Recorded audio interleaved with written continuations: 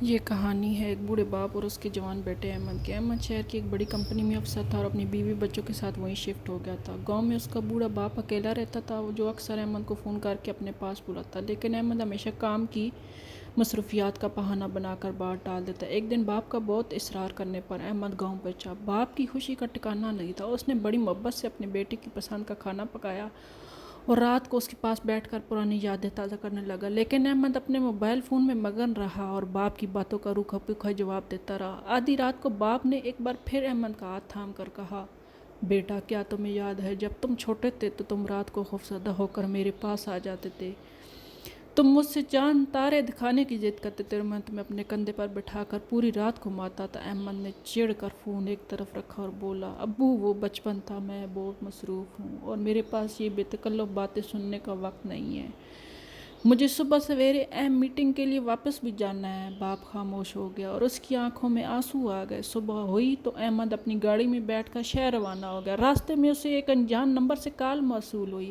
دوسری طرف گاؤں کا ڈاکٹر تھا جس نے بتایا کہ رات کو ہی احمد کے والد کا انتقال ہو گیا اور اس کے ہاتھ میں ایک پرانی ڈائری تھی جس پر احمد کا نام لکھا ہوا تھا۔ جب احمد نے گاؤں پہنچ کر وہ ڈائری کھولی تو اس کا دل دہل گیا۔ اس کے والد نے لکھا تھا، آج میرا بیٹا مجھ سے ملنے آیا، مجھے اس سے زیادہ کچھ نہیں چاہیے تھا، بس میں چاہتا تھا کہ وہ میرے پاس کچھ دیر بیٹھ کر مجھ سے بات کرے، لیکن اس کے پاس اپنے باپ کے لیے وقت نہیں تھا۔ میں نے اس کی کامیابیوں پر کبھی اسے کچھ نہیں کہا، مگر آج میں بہت ٹوٹ گیا ہوں۔ میں نے اس کے بچپن کی ہر چھوٹی بڑی خواہش پوری کی، لیکن آج میری سب سے بڑی خواہش ادھوری رہ گئی۔